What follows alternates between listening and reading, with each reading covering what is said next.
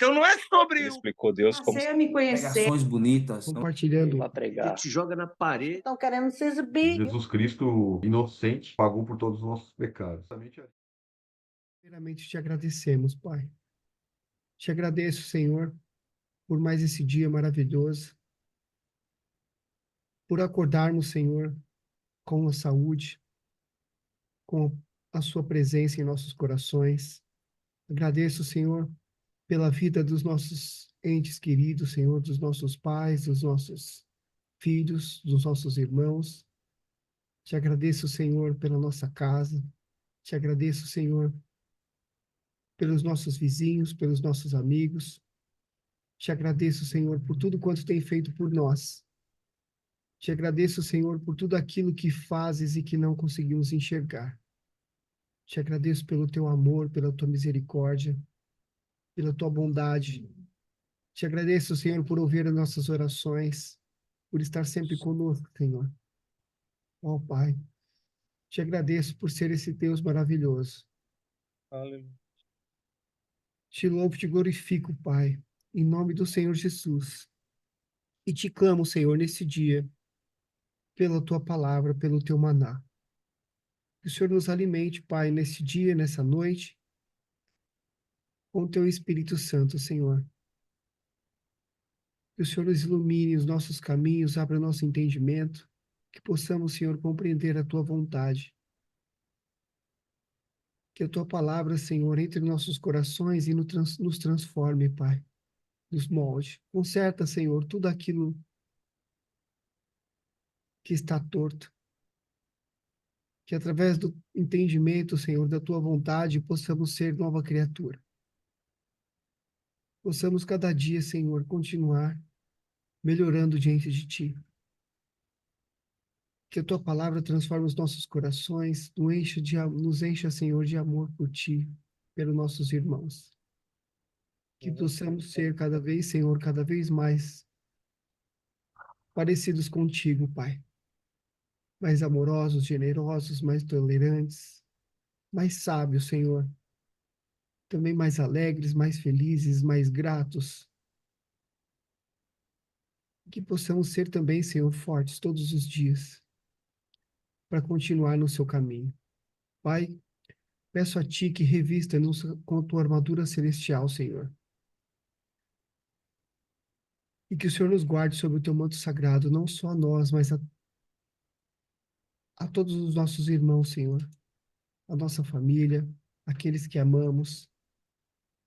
E que quando preciso for, Senhor, ou a todo momento, que possamos estar prontos, Pai, para falar de Ti, para falar do nosso amor e para estender a mão ao nosso irmão, aquele que está necessitando de Ti, Senhor, às vezes desesperado. Que o Teu Espírito possa fluir através de nós, Senhor, e alcançar todos aqueles que ainda não Te encontraram, Pai. E que seja Tua toda a honra e toda a glória para todo sempre, meu Senhor.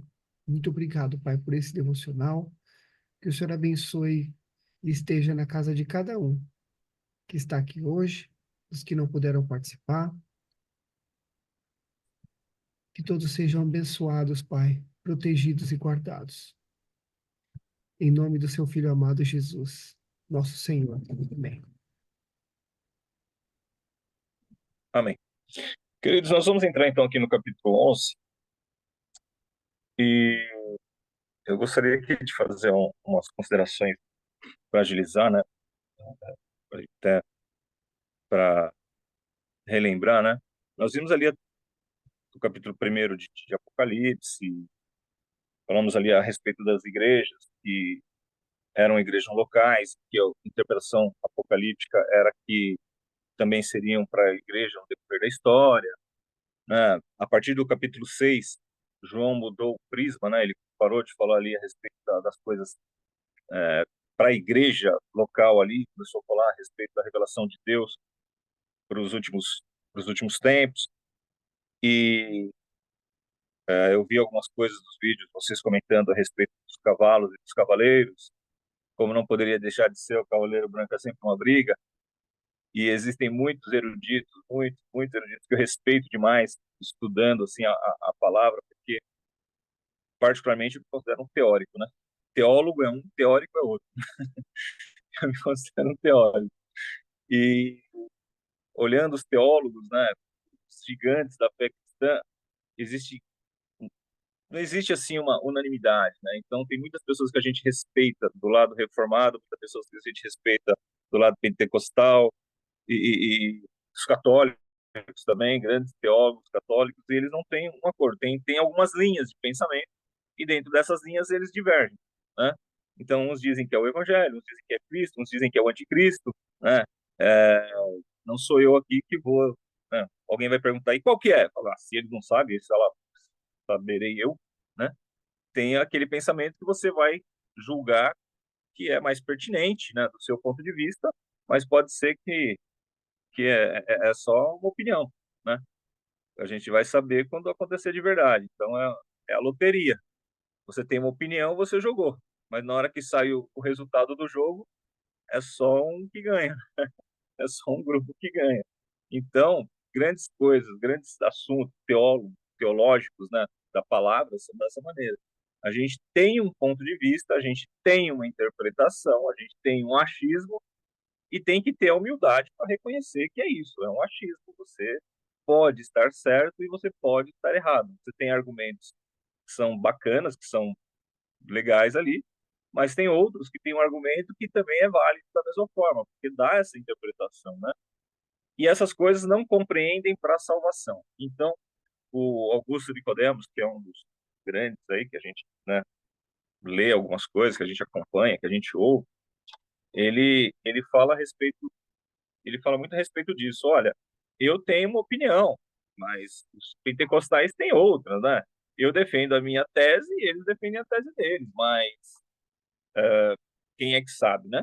Vamos saber quando chegar aquele momento. Então, nós chegamos, o João, ele está olhando lá do céu, ele viu, ele tinha lá uma interpretação do que ele estava vendo, obviamente, mas nós estamos muito longe daquele tempo e muito longe de entender, né, completamente o que ele viu. E na interpretação existente, então, nós, né, fazemos aí, ou optamos por ter uma posição, ou optamos por falar assim, ó, não sei, leio todas, mas não tenho certeza de nenhuma, então eu fico por aqui, né? E aí o Augusto Nicodemus, ele fala exatamente sobre isso, ele fala assim, olha, existem várias posições, mas o que nós não podemos pensar diferente são nas nossas crenças fundamentais. Então, o que são as nossas crenças fundamentais do ponto de vista cristão? Primeiro, Jesus Cristo veio em carne, ele morreu na cruz do Calvário e ele morreu pelos nossos pecados. O nascimento virginal de Jesus, nós acreditamos, então, que ele veio uma vez e que ele vai voltar. Nós acreditamos na ressurreição dos mortos, nós acreditamos no juízo final, nós acreditamos que haverão novos céus e novas terras, e nós acreditamos na condenação daqueles que não aceitam Jesus como o único e legítimo suficiente Salvador, ou daqueles que não entregaram a sua vida, né, antes de Jesus, né, ali, aquele a Deus, né? Porque Deus testifica de várias maneiras, né? Ele testifica através da natureza, Deus testifica no coração direto do homem. Então, as pessoas que tiveram essa opção e não e não a fizeram, então é o que o cristianismo prega, né? E o inferno pior que existe é o inferno cristão, por incrível que pareça, né? Então, Deus é amor? É, ele dá a opção para que todos se salvem. Como? Não me pergunta. Ah, mas como é que o índio lá na Amazônia, ou como o índio lá não sei quem, ou como o homem lá de trás, lá não sei quanto. Eu falei, amigo, Deus é soberano. Deus, ele se dá a conhecer, ele se faz a conhecer, né? Ah, como é que você defende Deus? Eu falo, cara, Deus não precisa da minha defesa. Se Deus precisasse da minha defesa, se eu tivesse essa sabedoria para ficar defendendo Deus, Deus era eu, né? Então, nós em temor, nós lemos a palavra e nós tentamos levar essa palavra de salvação, essa palavra de vida. Os textos mais difíceis, a gente atesta que é um texto difícil, de difícil compreensão, mas a gente vai avançando sempre no estudo da palavra, reconhecendo que existem outros pensamentos, né? Então, algumas pessoas acreditam que a igreja vai passar pela grande tribulação, outros acreditam que ela vai passar só pela metade, outros acreditam que ela não vai passar nem pela metade, que ela vai ser arrebatada no começo. Alguns acreditam que nós estamos no princípio das dores, a mulher que está em parto, quando começar a grande tribulação, a igreja será arrebatada. E os flagelos começaram a partir daí, né? Os ais, as trombetas, as taças, e que a igreja não passaria por isso. Essa é a opinião que eu, humildemente aqui, defendo, e aí, quando eu falar alguma coisa, quem tiver aí uma opinião contrária, tá tudo bem, tudo certo, a amizade já mesmo, só que do meu ponto de vista, né, eu sou pré-tribulacionista, pré-milenarista, dispensacionalista e fundamentalista. Então, essa é a linha de interpretação que a gente tem a respeito da vida e do Apocalipse, mas a gente respeita todas as outras e não quer transformar ninguém em nenhuma, né? Eu acho que o nosso devocional, ele tende a ser uma coisa mais leve, não é propriamente um estudo, né? Porque você teria que ter muito mais tempo para ter um estudo, é mais uma troca de experiência, mas o Apocalipse nos leva a aprofundar o assunto, né? Não tem muito jeito, né? E olha que a gente nem fica olhando textos paralelos, assim, porque 70 semanas de Daniel, Mateus 24 e outros textos escatológicos, aqui é mais para dar um gosto para quem tem o interesse, para quem tem a possibilidade de aprofundar esse estudo, é maravilhoso, para quem tem esse tempo e essa condição, mas para nós aqui o que é um devocional? O devocional é algo muito mais breve, muito mais rápido, uma troca de experiência, uma leitura do texto e um esclarecimento é, não tão profundo, né? Uma introdução a alguma coisa. Então, esse é o meu ponto de vista e é nessa linha que a gente queria levar, porque o Apocalipse realmente é pesado e não há um acordo, né? Assim, e realmente muitas pontas podem ficar soltas. Talvez você já tenha sentido isso, né? De estar espelhando um texto ali e de repente fala, puxa, não consegui explanar do jeito que eu queria, não consegui passar o que eu achei que era para passar, e, meu, sobre isso aqui eu ficaria falando muito mais tempo, mas não é o papel de um devocional da forma como a gente tá levando aqui, como a gente tá fazendo. Mas só para deixar claro, né, essa posição, né, é a que a gente tem, e quando a gente falar aqui vai ser nesse, nesse sentido. Né? É claro que o James pode ter uma outra posição, o Mário pode ter uma outra posição, o Samuel e o Fábio pode ter uma outra posição, o Lucas, né, e outros participarem, e talvez entre em conflito sobre um capítulo ou outro, um comentário ou outro que se faça.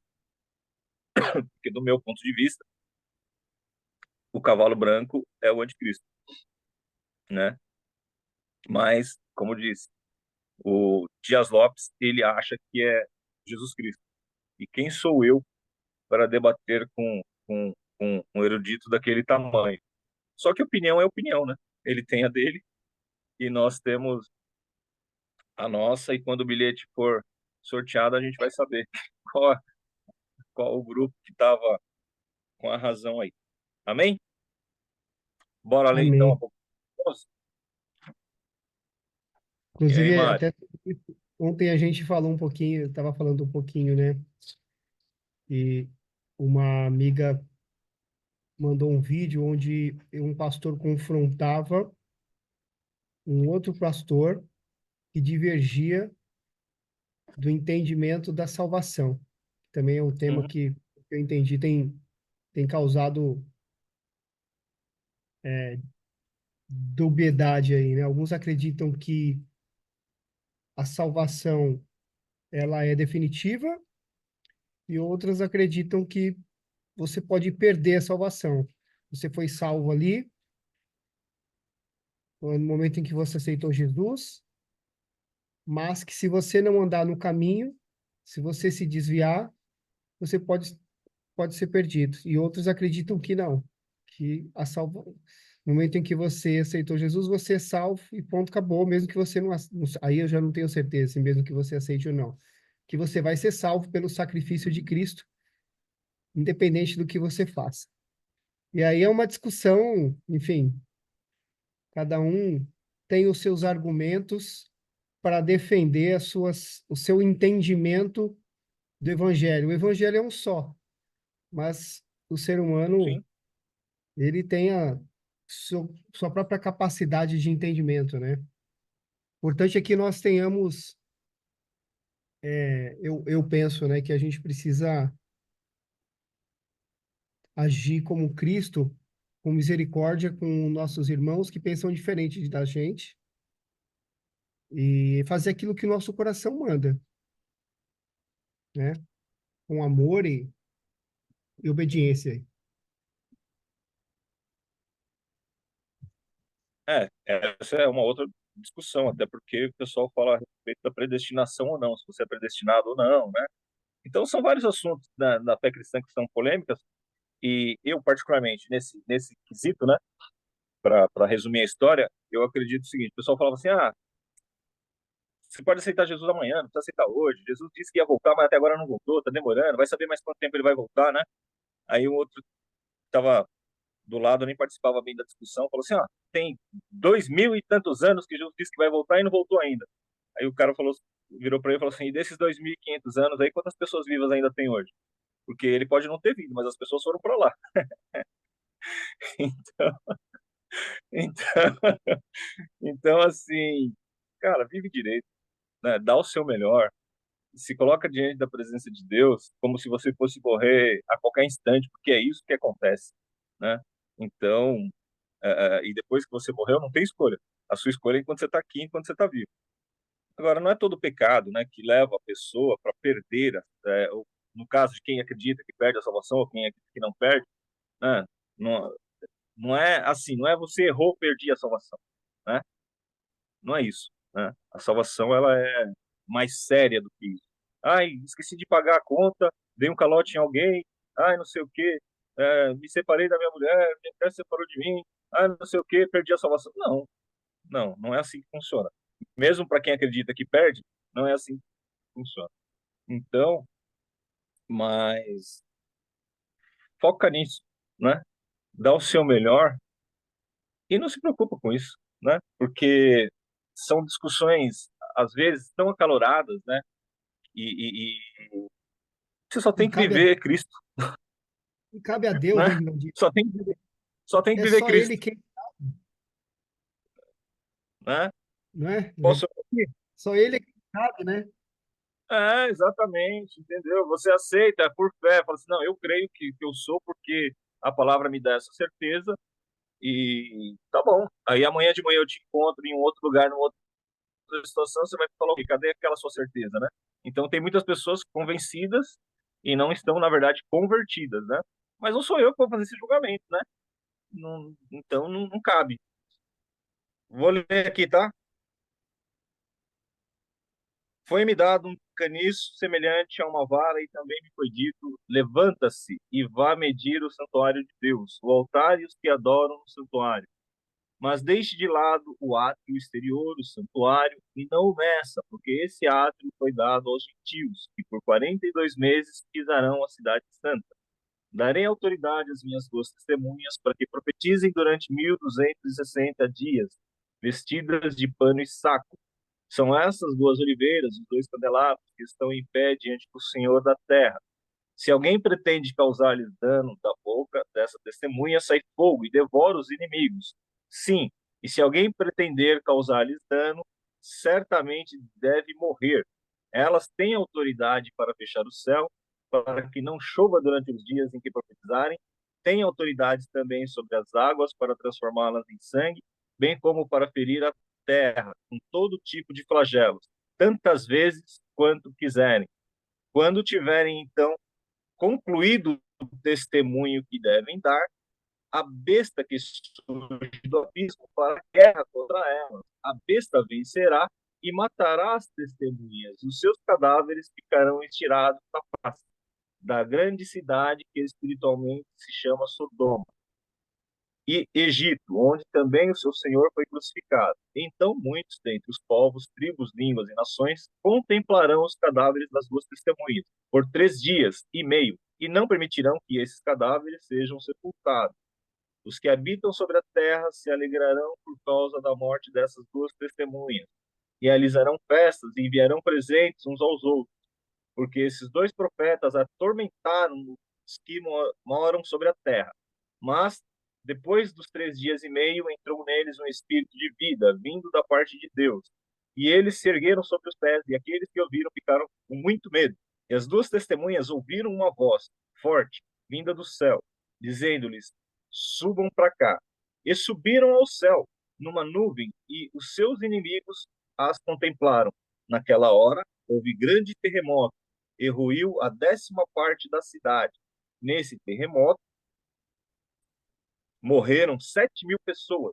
As outras pessoas ficaram aterrorizadas e deram glória ao Deus do céu. Passou o segundo ai. Eis que, sem demora, vem o terceiro ai. O sétimo anjo tocou a trombeta e houve no céu vozes fortes dizendo: o reino do mundo se tornou de nosso Senhor e do seu Cristo, e ele reinará para todo sempre. E os 24 anciãos que estavam sentados no seu trono diante de Deus prostraram-se sobre o seu rosto e adoraram a Deus, dizendo: graça damos, Senhor Deus Todo-Poderoso, que és e que eras, porque assumiste o teu grande poder e passaste a reinar. Na verdade, as nações se enfureceram, chegou, porém, a tua ira, e o tempo determinado para serem julgados os mortos, para se dar o galardão aos seus povos, os profetas, aos santos e aos que temem ao teu nome, tanto os pequenos como aos grandes, e para destruir os que destroem a terra. Abriu-se então o santuário de Deus que se acha no céu, e foi vista a arca da sua aliança no seu santuário, e sobrevieram os relâmpagos, vozes, trovões, terremotos e forte chuva de granizo. Bom, aqui no capítulo 11, ele fala das duas testemunhas. Tem um livro do Tim LaHaye, que é uma série de livros, na verdade, em que ele escreve a respeito do Apocalipse. E, além dos livros, ele tem, baseado nos livros, né, eles fizeram uma série de 3 filmes chamados Deixados para Trás. Ó, vocês conseguem ver, acho que no YouTube deve dar para ver. Então, esses são bem bacanas. São 3 filmes, tá? Eles são baseados na série de livros. E aí vocês podem...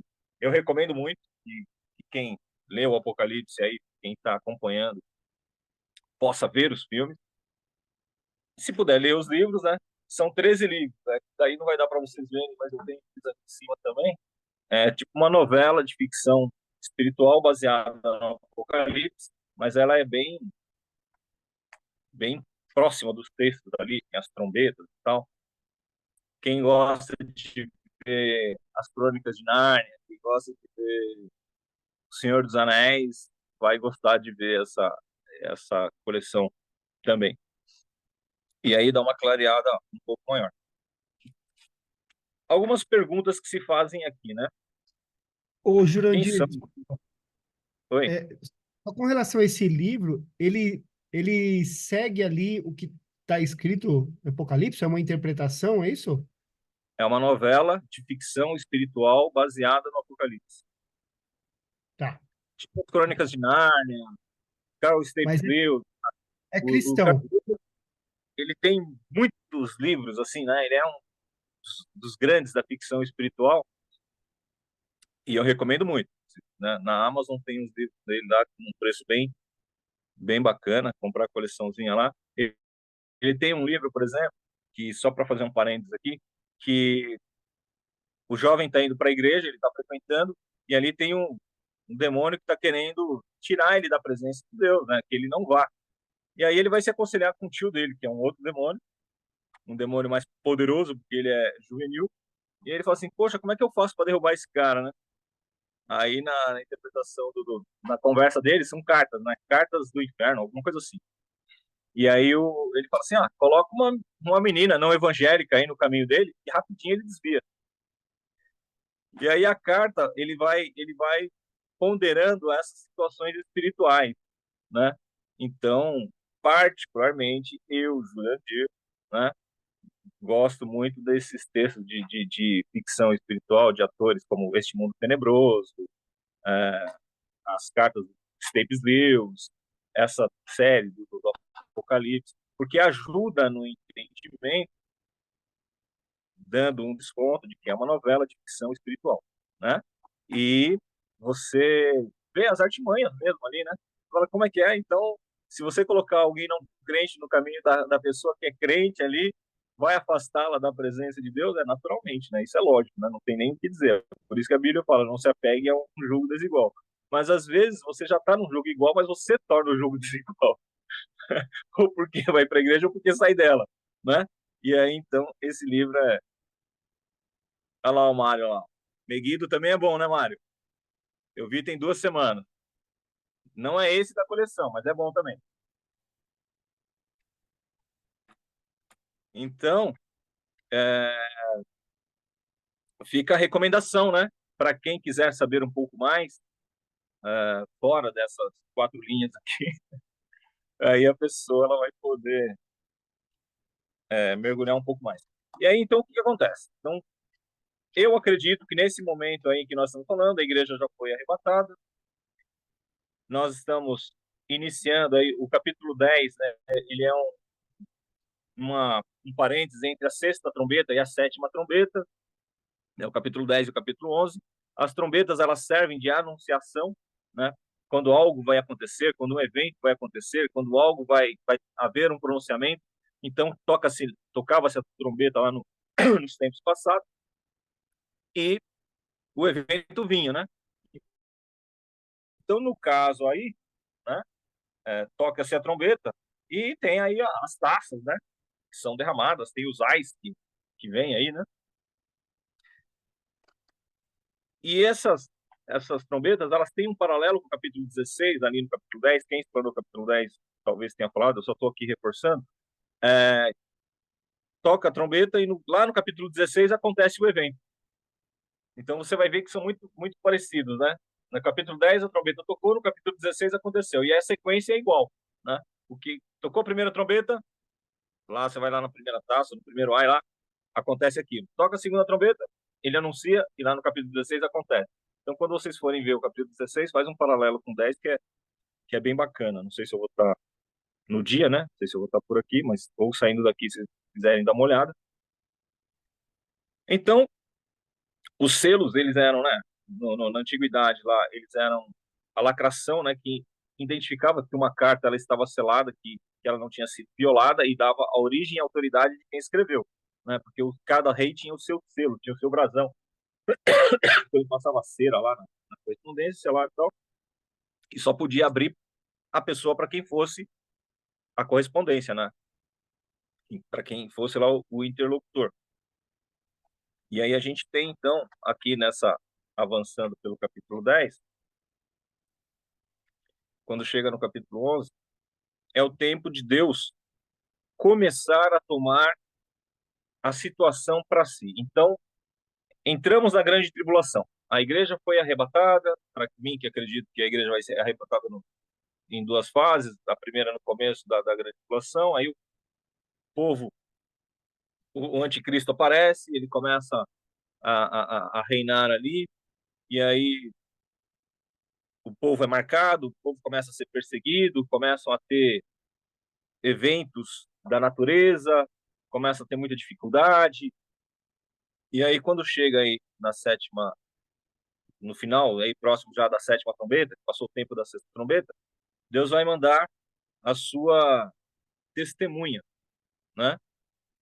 Essas testemunhas, existem 3 possibilidades mais faladas, né? 2 possibilidades mais faladas.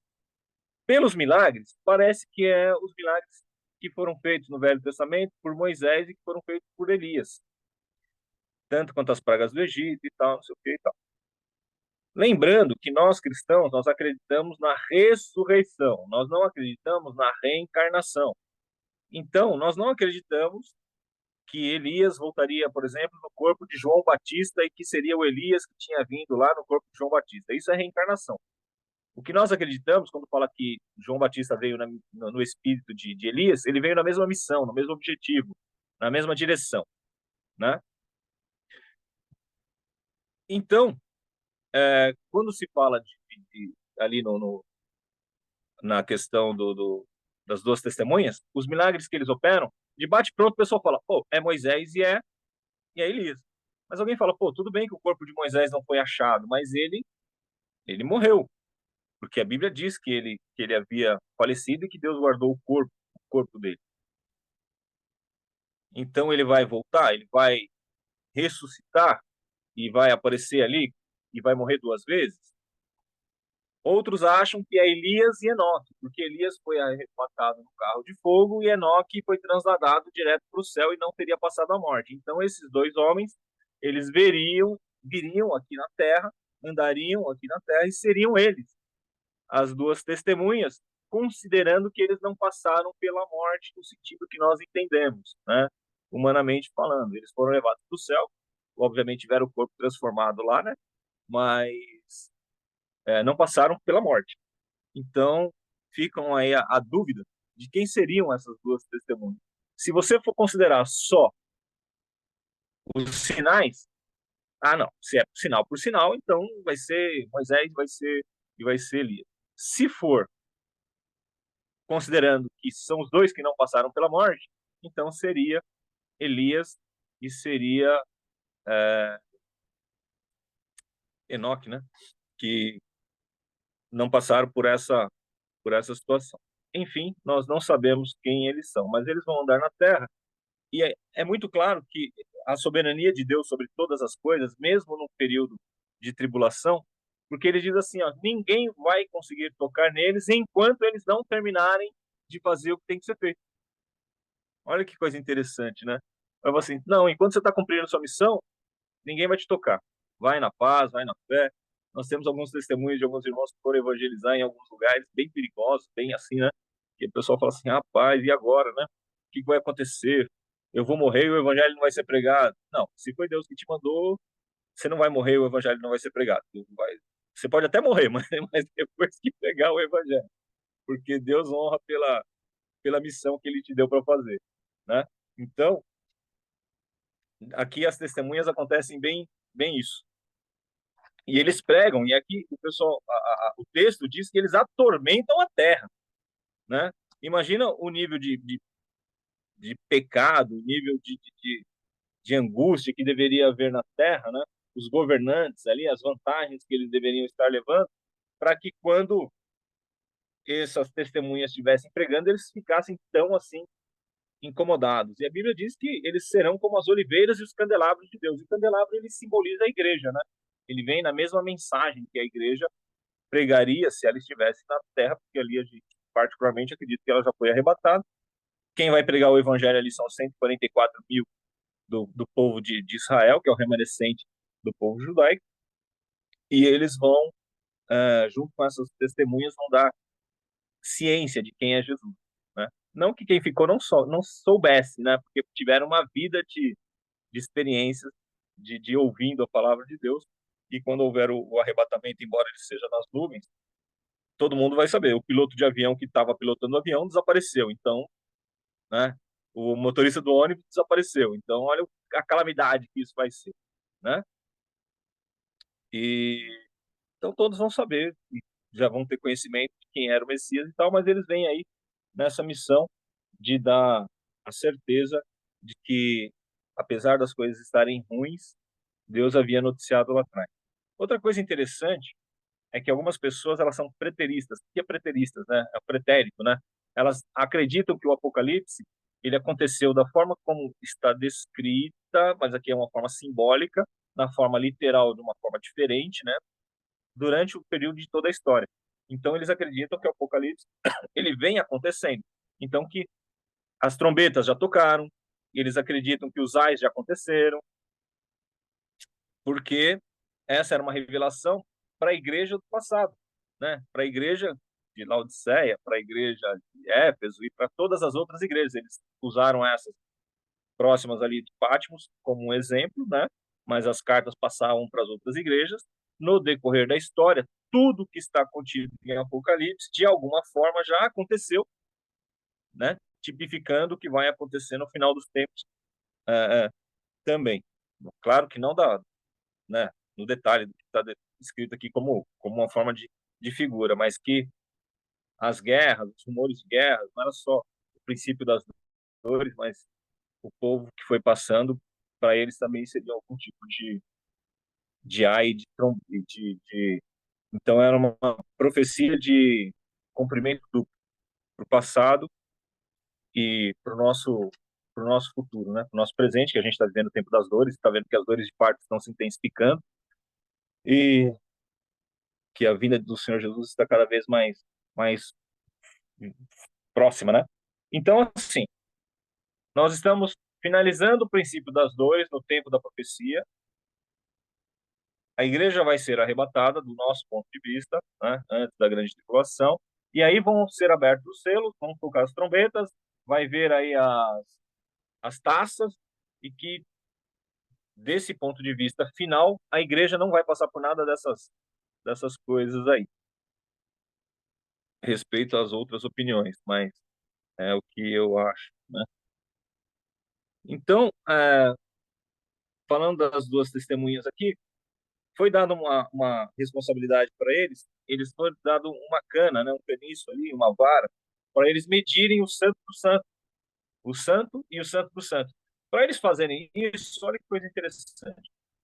Se você pensar que no ano 70 Israel foi destruído, o templo foi destruído, não teria como eles medirem literalmente, né, o santo e o santo do santo, porque quando João escreveu, Israel havia sido espalhado pela terra, o Império Romano já havia derrubado tudo, já não tinha nada ali há bastante tempo, há 20 anos, né, talvez mais de 20 anos. Então, na escrita de João, Israel deveria estar no seu lugar e o templo teria que ser reconstruído, né? Então, Israel é o relógio da profecia, né? Nós olhamos para Israel e ali nós vemos a palavra de Deus sendo cumprida. Israel, enquanto Estado, enquanto nação, porque ela durante muito tempo foi um povo, né? Porque é um povo com terra, um povo com país, vira uma nação. Ele era só um povo, ele não tinha terra. Eles estavam espalhados pelos países outros. Quando eles constituíram lá em 1948 de volta o Estado de Israel, que o povo voltou para lá, foi um cumprimento da profecia. O relógio da profecia voltou a correr ali naquele sentido. E o que falta agora é a reconstrução do templo, né? Porque onde era o templo de Jerusalém, hoje é o Domo da Rocha, que é um templo muçulmano. Então, para que haja essa medida aqui de forma literal, o templo tem que ser reconstruído. O templo não está lá ainda. Então, outra coisa que indica a leitura do texto é que Deus está fazendo separação entre os santos e os gentios, ou seja, os salvos e não salvos.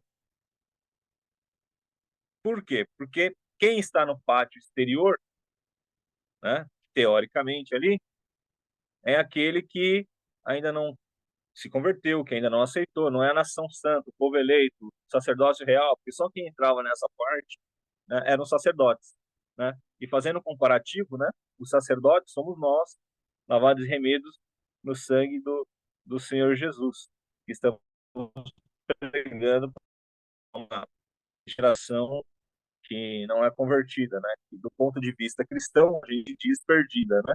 Do ponto de vista evangélico, do ponto de vista cristão, quem não é lavado e remido no sangue de Jesus, que não tomou essa opção, ela é uma geração perdida. Nesse sentido, então, foi dado essas testemunhas essa responsabilidade de separar o santo do profano ali e de pregarem essa palavra de Deus durante o tempo que o Senhor determinasse. Quando deu o tempo, aí então a besta foi liberta e aí ela teve então essa autoridade, essa permissão para pegar as testemunhas e crucificá-las. Tá claro isso? Alguém quer fazer algum comentário?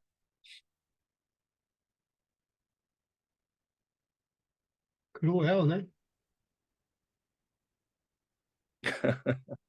É. Cruel. Eu prefiro nem falar nada. E aí eles vão profetizar durante 3 anos. Hã?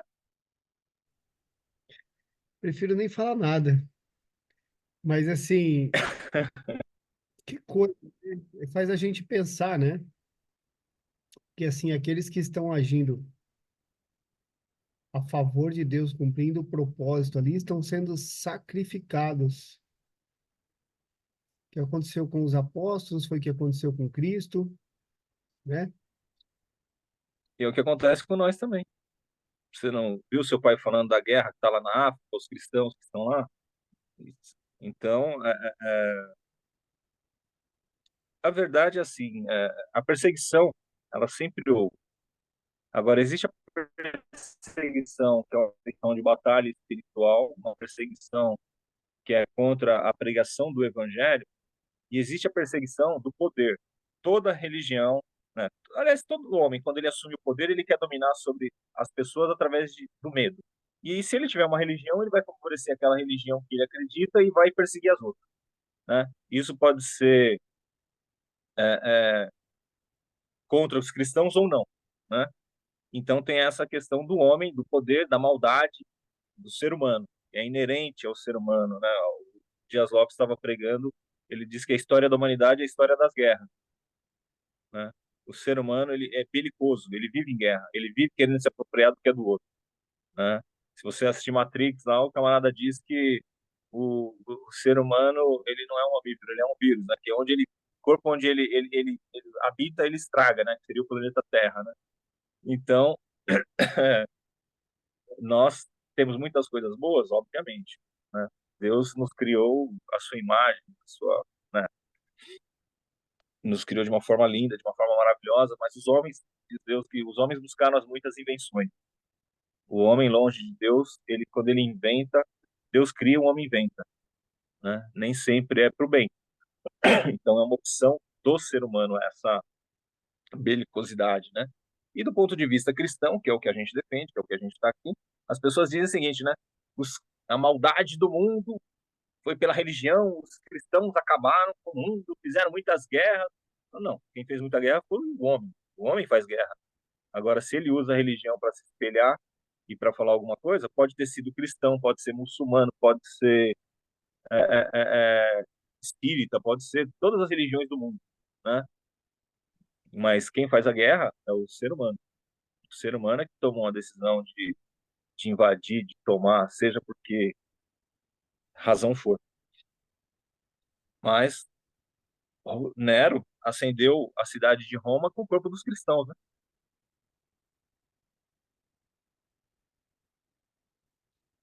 Pois é. Esse é um mistério que a gente vai descobrir um dia. Então, a maldade existe.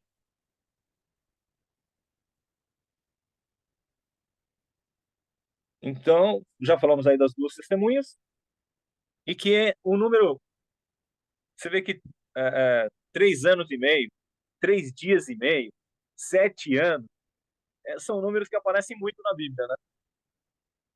Tempo e metade de um tempo, o tempo do ministério de Jesus, o tempo que as duas testemunhas vão, vão, vão falar aqui, 3 dias e meio, o tempo que Jesus ficou morto para ressuscitar. Então, tem várias vezes que a Bíblia repete um mesmo número, né? E você vê que a numerologia na Bíblia ela tem uma conotação muito importante, né? A questão dos números, o número 6, número 7, número 1, número 3, ele tem lá um significado, né? Tem sempre um significado dentro daquilo do que Deus quer dizer. Não estou dizendo que você deva mudar o seu nome baseado em numerologia. Estou dizendo que, né, essa numerologia que se usa hoje é a mesma numerologia que a Bíblia está falando aqui. Mesma coisa da astronomia. A astronomia e a astrologia nasceram juntas, eram irmãs, né? Nasceram, aliás, nem eram irmãs, uma evoluiu da outra. Mas não é essa astrologia de jornal que você lê hoje, né?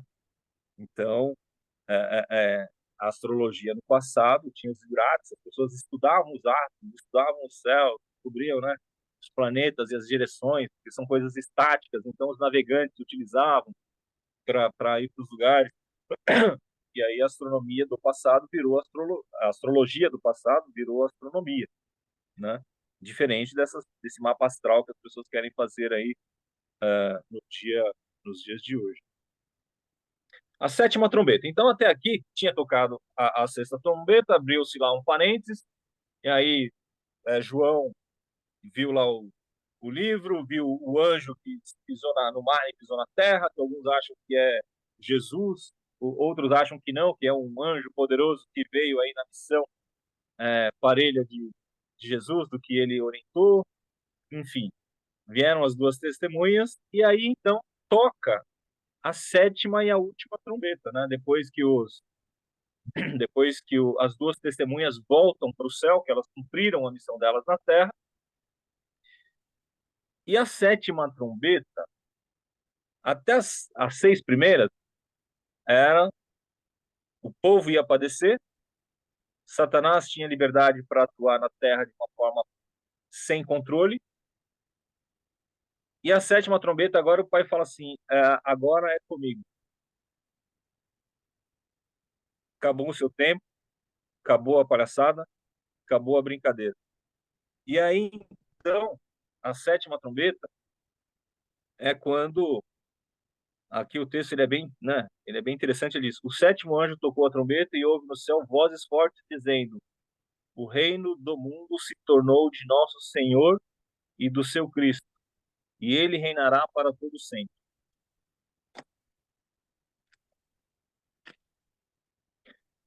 Porque, no versículo 18, na verdade as nações se enfureceram, chegou porém a sua ira, que é a ira do Senhor, e o tempo determinado. Então aí a 70ª semana de Daniel, né, vai chegando no seu ápice,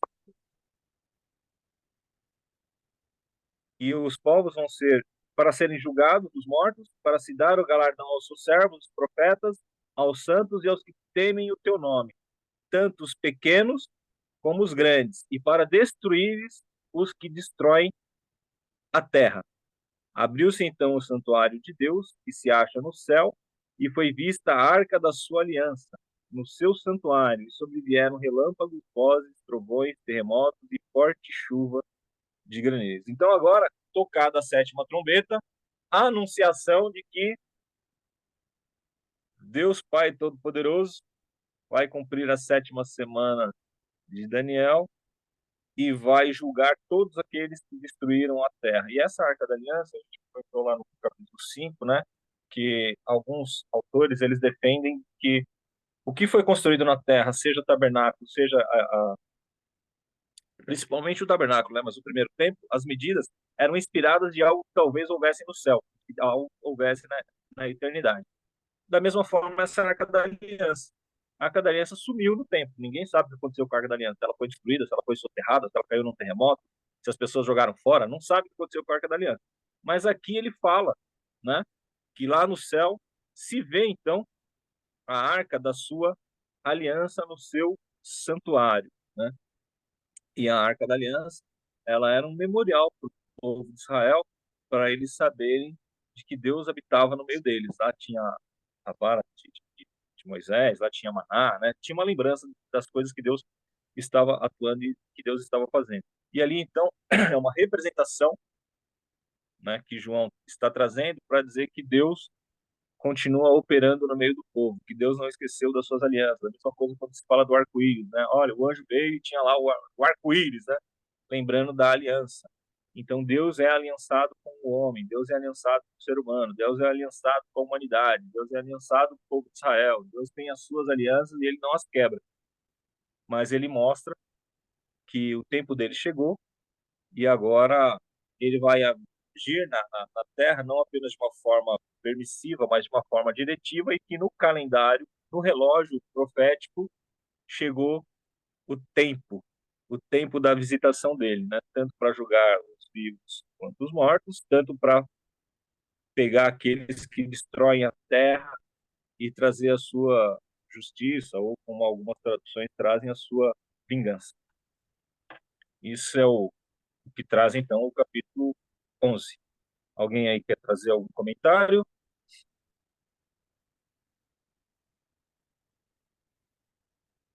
Tá tranquilo? O verso 8 aqui do capítulo 11, ele traz uma coisa que é interessante. Ó, ele diz que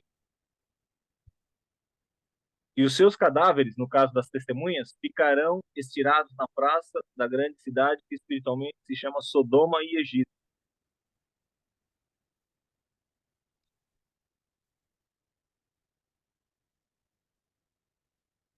Só que eles estão em Jerusalém, né?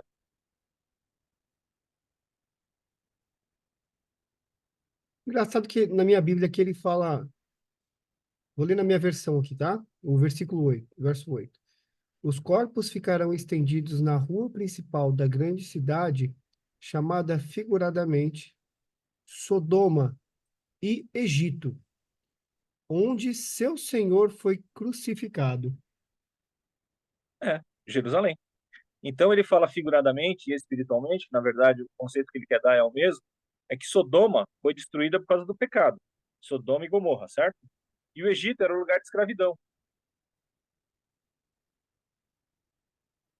Então ele faz essa referência aí à cidade de Jerusalém no tempo da visitação do Senhor, né?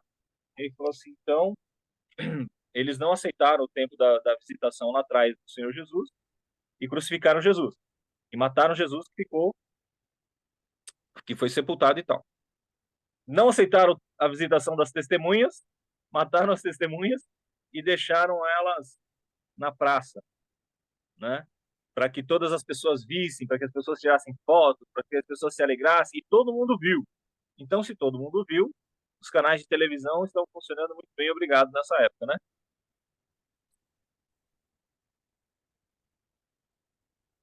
Então, são algumas coisas que chocam, né? Porque o nível de detalhes que traz o texto, né? Você fala, uau.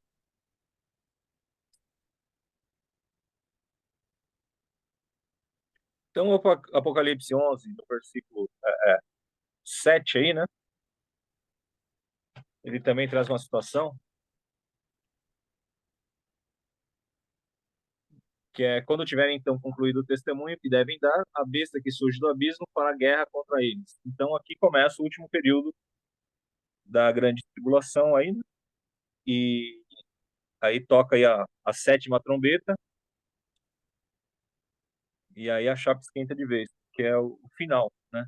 É a última coisa que tem para acontecer antes de entrar o milênio. Tô aqui, Jurandir, mas eu acho que eu devo estar errado. Acho, acho que tem uma grande chance de eu estar errado, é que na hora que eu fiz a leitura, e me lembrou a parte lá em Êxodo, eu acho, né? Que é a parte que, quando fala que tem autoridade para transformar água em sangue. Sim, não é isso não, tá errado não. Eles têm autoridade para fazer todos os milagres que aconteceram no Velho Testamento.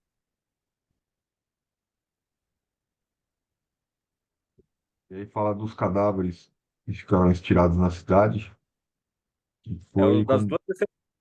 quando eles foram sair, né, da cidade lá do Egito, né? Quando eles foram passar o sangue na porta lá não sei Eu se. não vi E essa aí, só que a relação. palavra Senhor aqui, ó, fala onde também o seu Senhor foi crucificado. E aí, assim, como esse Senhor está em maiúsculo, a impressão que dá é que foi Cristo, né? Mas a Não, interpretação que eu foi tive, assim, quando eu li, eu achei que esse Senhor aqui pudesse ser o Senhor deles lá, entendeu? Não, não. Então, bora lá. Esse texto, ele tem várias referências.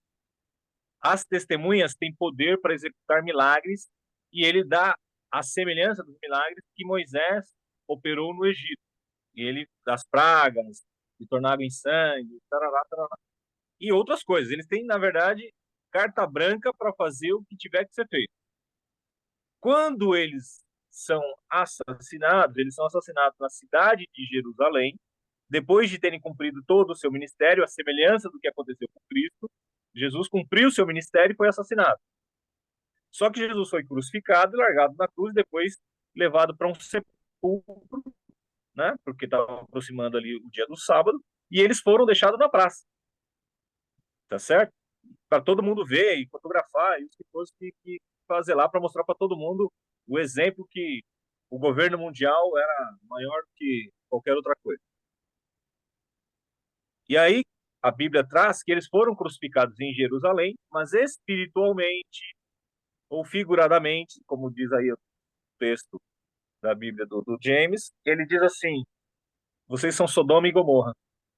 Vocês não aceitaram o tempo da visitação, da mesma forma que que Jesus não aceitou, mas Sodoma no caso, quando o anjo entrou lá para tirar a família de Abraão, lembra que eles quiseram possuir os anjos?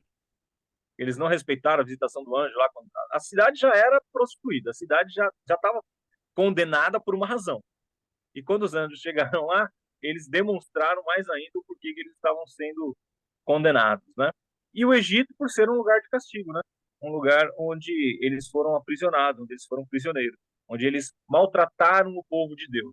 Então, é, o povo ficou cativo por 400 anos e eles eram escravos dos egípcios, né? Então, quando ele traz essa reflexão exatamente isso. Quando o povo estava andando no deserto, falou assim: ah, lá no Egito a gente não tinha liberdade, mas a gente tinha carne na panela. Você está lembrando do tempo que você estava preso, né? Que você estava massacrado, que sua família estava morrendo. Então, é sempre símbolo de escravidão. Então, ali o povo, a Jerusalém, do tempo da visitação das testemunhas, ela está sendo comparada a isso, né? Um pessoal imoral e um pessoal escravizado, que não aceita a visitação e não reconhece o poder de Deus, porque só deixaram o povo sair lá do Egito quando os milagres foram operados lá e morreu o filho do faraó, né? E ele, naquele momento de dor, falou: vai, pode ir embora. Depois se arrependeu e mandou o exército atrás. Mas no caso de Israel, tem até um pensamento que é até um pouquinho pior, né? Porque eles não aceitaram a visitação do Cristo e não aceitaram a visitação das testemunhas, né? Nem com milagre. Nem com milagre eles não aceitaram. O Egito ainda liberou, mesmo correndo atrás depois, né? E o interessante aqui é que depois de 3 dias e meio, eles ressuscitam, né? É a semelhança de Jesus, né? Bem, é a semelhança, exatamente. A mesma história se cumprindo. E aí inicia-se o reino de Deus, né? Aí troca a trombeta, as testemunhas sobem para o céu, o Senhor fala assim: vem Uhum. para cá. O tempo de vocês já foi cumprido, vem para cá. Jesus também, né? Cumpriu, sobe. Aí começou um parênteses, que chamamos de parênteses da graça, na nossa interpretação, né? Na nossa forma de entender. E aí esse parênteses foi fechado com o arrebatamento da igreja. Deus começou a lidar com o povo de uma outra forma. Passa-se esses 7 anos aí de tribulação. Vai finalizar agora a semana da tribulação, tocando a última trombeta, e o Senhor falando assim: agora é comigo. Aleluia. Glória a Deus, né? Glória a Deus. Obrigado, viu, Jurandir? Obrigado por trazer para nós aí. Não é fácil. A gente está aqui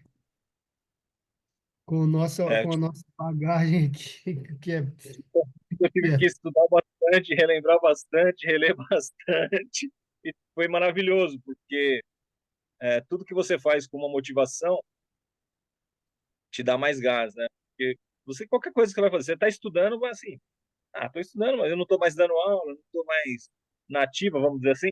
Então você faz por hobby. Mas quando você tem uma não é uma propósito, obrigação, né? né? Você tem um objetivo, né? Quando você tem uma finalidade ali, você fala: pô, deixa eu ir um pouco mais além, né? Deixa eu sair um pouco da zona de conforto e afiar a ferramenta, né? Porque é isso, né? E aí você vai afiar a ferramenta um pouco mais. Mas eu também me deliciei aqui nessa questão de buscar as referências, de ver as controvérsias, de lembrar dos detalhes, porque às vezes você perde o detalhe, né? Você fala: caramba, nem eu lembrava mais disso e tal, não sei o quê, né? Realmente, putz, mas olha o tamanho desse cara, que ele pensa desse jeito, para eu falar que eu penso de jeito diferente.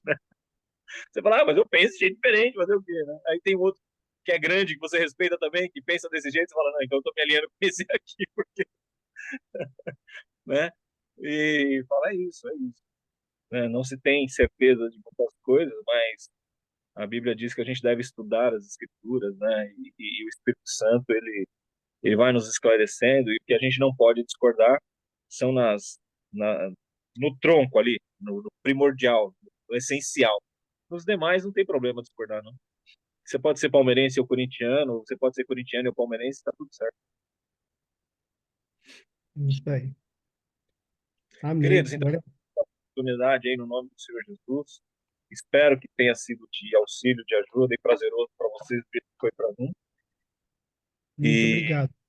estamos aí. Sempre é, viu, seu Jandir? Se eu quiser trazer aí o 12, o 13, o 14, fica à É, vontade. O desafio é grande. seria um prazer, né? Como diz na palavra, a lavoura é grande. Infelizmente, o horário não bate, mas estamos aí para que pudermos ajudar e pudermos acrescentar. E Deus seja louvado em todas as coisas. Amém. Escolhe Boa quem vai, sorte aí, quem é que traz amanhã? quem faz mais tempo que ficou ausente. Só para vocês dois aí, o Mário está tá no, na área, porque sumiu aqui. Ele estava correndo porque ele tá indo na igreja, né? Tem um compromisso na igreja agora de manhã, né? Ele estava se preparando para ir. Amém. Bom, Você qual de vocês trouxe. trouxe há mais tempo? Acho que eu não sou mais antigo, né, James? Você trouxe, mas quer trazer 12? Pode ficar à vontade, viu? Não, fica tranquilo. Eu trago sim. Pode deixar que eu trago amanhã. Tem É? um livro, A Tá gente bem. tenta, né? ele é uma coleção do Tim LaHaye, desse que eu estou falando para você, desse autor. Esse é só sobre o Apocalipse.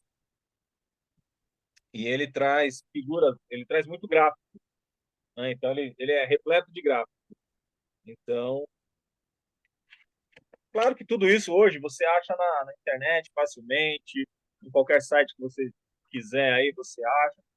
Eu sou amigo dos livros, né? Porque no meu tempo não tinha internet, então eu tinha que ir na biblioteca, tinha que comprar enciclopédia, então eu gosto de folhear, né? Então eu vou recomendando, o pessoal fala assim, isso aí a gente acha tudo fácil. Glória a Deus por isso, né? Por essa facilidade. Mas eu gosto de pegar o marcador de texto, gosto de riscar, né? Tem as minhas folhas de rascunho que eu gosto de copiar ali e tal, né? Um exercício, uma metodologia mais arcaica e diferente, né? Processo, né? Como a gente aprendeu, né? E eu também gosto. Eu acho funciona. Acho que a gente consegue gravar melhor, né? Para Mais, um jeito que mais funciona, né? E se profundo, né? o pessoal fala assim, tá bom, mas e depois que desliga o computador? Quem é você? Sobra nada, né? Não é? É. Então, eu gosto Fala uma dessa... coisa. Se fosse oração, deixa eu ver quem queria fazer oração, seu Jurandir. E queria trazer só uma. Ontem a gente trouxe aí uma notícia com o James, a gente foi escoteiro, um chefe escoteiro nosso e a esposa faleceram em dezembro, né? E aí eu Oh, fui mandei uma mensagem para a filha mais nova dele, a Eliana, né? Deu uma mensagem, né? Que Deus confortar eles e tal, né? Que o Pai do Céu tá cuidando. E ela me respondeu. Eu fiquei muito feliz com a resposta dela, porque o chefe João Maria, lá do escoteiro, e a esposa dele lá, tinha um ministério na igreja lá deles lá, tudo. Então, Olha só, hein? Eu não sabia disso. Que eu notícia também não bacana. sabia. Então, e hoje são os Feliz. filhos que estão, né, agora na frente lá. Então, inclusive, até convidei a Eliana, que é a filha mais nova, para entrar. Ela até entrou no devocional ontem e tal. Ver se qualquer dia desses ela participa com a gente, né? Então, uma benção. Peguei o telefone do Wilson, da Luciana também. Vou mandar uma mensagem para ele, mas, última enfim. mensagem de Eliana, não sei se é exatamente essa, que estava, mas estaria se desligando do grupo porque ela está com uma dificuldade com a filha, alguma coisa assim. Eu vi também, seu Jurandir. Eu não consegui falar com ela ainda, mas coincidentemente eram duas Elianas. Uma Eliana saindo e uma querendo entrar. Entendi. Vamos lá aí Mas pela Eliana, que no caso está com essa dificuldade, eu não sei exatamente qual é a dificuldade, mas que Deus possa agir ali, porque não é, a pessoa não tem a possibilidade de estar no grupo, mas ela está nas nossas orações, né? Amém. Amém. Posso orar mais então? alguém. Foi ela que pediu orações, né? Foi ela, né? Ou teve mais alguém? Acho que Eu foi não ela que vi pediu. alguém em oração aí. Alguém que pediu para colocar no. Acho que foi ela. então não podia participar, mas se pudesse colocar as orações. É, Estou passando por um momento difícil. Aqui, ó, é a Ana Lima. Ela pediu para colocar assim, lembrasse dela nas orações. Uhum. Bora lá? Eliana, Ana Lima, vamos lá. Senhor Pai eterno e Ah, soberano tô Deus, vendo. Minha filha também tá febre essa noite, gargantinha ruim. Meu sobrinho aqui também tá começando. Deve ter algum vírus rondando aqui. Se pudesse orar por eles também. Senhor Deus Pai Todo-Poderoso, em nome do Senhor Jesus Cristo, que reina para sempre. Ainda na tua presença, Senhor amado, nós queremos te agradecer por esse momento de meditação da tua palavra. Eu quero agradecer a Pai de forma pessoal, particular, porque tem sido, Senhor amado, animador, tem sido bastante interessante, Senhor, tem sido motivador estar aqui com os irmãos e ouvindo, Senhor, o que eles têm, Senhor, que tem edificado a minha vida, que tem me abençoado, e por também poder participar, e espero que da mesma forma, edificando e abençoando a vida dos teus filhos através do teu Espírito Santo, através das palavras que o Senhor tem colocado aí no nosso coração, Senhor amado. Que os teus filhos possam, Senhor, avançar, ó Pai querido, no estudo da tua palavra, que eu mesmo possa avançar no estudo da tua palavra, da meditação, Senhor, das Sagradas Escrituras, e que mais do que tudo nós possamos, ó Senhor amado, andar em conformidade com esta palavra, que nós, Senhor, possamos andar em conformidade, Senhor, com os teus ensinos, que nós possamos, Senhor, orientar a outros, Pai querido, para que venham também a fazer parte deste aprisco e reconhecer o Senhor como único, legítimo e soberano Deus. Pai querido, que as pessoas estejam olhando para o Senhor como autor e consumador da fé, Pai querido. Nós sabemos que somos falhos, nós sabemos que somos pequeninos, nós sabemos, ó Pai querido, é certo que muitos questionam até quem somos muitas vezes quando falamos algumas coisas, porque reconhecemos, Senhor, as nossas falhas, mas que o Senhor é perfeito e é o Senhor a quem nós apresentamos, é o Senhor a quem nós falamos, é do Senhor que nós falamos, ó Pai. Então, que o Senhor possa se fazer presente em cada família aqui representada, Senhor. Cada irmão que está nesse devocional, Pai querido, que o Senhor possa visitar a família, Pai querido, do irmão Fábio, visita sua esposa, seus filhos, seus sobrinhos, Senhor amado, visita seus pais, visita, Senhor amado, seus familiares, ó Deus, que ele possa ser como lâmpada, Senhor amado, a iluminar ali, Senhor amado, aquela casa, que ele possa, Senhor amado, encontrar, ó Pai querido, esse meio termo, Senhor, entre, Senhor, estar na tua presença, estar, Senhor, cumprindo os teus preceitos, estar ali, Senhor amado, alimentando a família, Senhor amado, tanto, Senhor amado, espiritualmente, quanto, Senhor, materialmente, mas que ele possa encontrar o ponto exato, Senhor amado, onde ele não vá conflitar ali, Senhor, com seus entes queridos, e que eles possam ser alcançados por esta palavra, Senhor amado. Oh Deus, a tua palavra diz que no meio está a virtude, que o teu servo possa encontrar ali, Senhor amado, então este ponto, e que no nome do Senhor Jesus, toda enfermidade que tenha assolado a sua casa caia por terra, no nome do Senhor Jesus. Visita, Senhor amado, a irmã, Senhor amado, Eliana, que está ali, Senhor amado, notificando, que estaria se desligando ali, que não estaria participando de forma ativa do grupo, por ela estar com um problema na casa dela. Senhor, tu sabes de todas as coisas, ó Senhor, que o Senhor possa inundar a casa dela, Senhor amado, com o teu livramento, com a tua bênção, Senhor. Que o Senhor possa abrir portas ali, Senhor amado, que de repente possam estar fechadas e dificultando a vida da tua filha. Toma ela, Senhor amado, toma a sua filha nas tuas mãos, ó Pai querido e santo, que todas as coisas possam transcorrer para o bem, Senhor. Abre, Senhor amado, abre, Senhor amado, ali as tuas janelas, ó Senhor amado, que a tua bênção, Senhor, possa estar fluindo, Senhor, sobre o coração, Senhor, sobre a vida da família dela. Se, ó Pai querido, santo conosco, que no nome do Senhor Jesus, que vive e reina para sempre, ó Deus, visita a irmã Ana, Pai querido santo, tu sabes as necessidades que ela tem, tu sabes das dificuldades pela qual ela está passando, Senhor, envia ali dos teus anjos, Senhor, envia, Pai querido santo, do teu livramento, envia do teu socorro, e que ela possa sentir-se, Senhor amado, abençoada e amparada por ti. Visita, Senhor amado, Mário, Senhor amado, visita o James, visita o Fábio, visita mesmo, visita o Lucas, a irmã Ruth, Senhor, a irmã Índia. Toma todos nas tuas mãos, aqueles que porventura não estiver citando aqui, Senhor amado, mas que estão neste grupo, Senhor. Que o Senhor possa derramar, Senhor, toda a sorte de bênção, Senhor. Que o Senhor possa prosperar a vida dos teus servos. Que o Senhor possa visitar, Senhor, a área da vida dos teus filhos que tem causado tristeza, que tem causado angústia, Senhor amado. Toma o Senhor nas suas necessidades, Senhor, e supre de maneira poderosa. Senhor, que os anjos do Senhor possam acampar ao nosso redor, que os teus anjos possam nos livrar, ó Pai querido santo, de toda armadilha de Satanás, que a tua palavra, Senhor amado, seja vibrante nos nossos corações e que nós tenhamos cada vez mais fome e sede da tua palavra, fome e sede, Senhor, da tua justiça, Senhor. E que no nome do teu filho Jesus, o Senhor possa nos abençoar neste dia que para mim aqui está iniciando, mas para os teus servos que ali está terminando, Senhor, que o Senhor possa abençoá-los no nome do teu filho Jesus.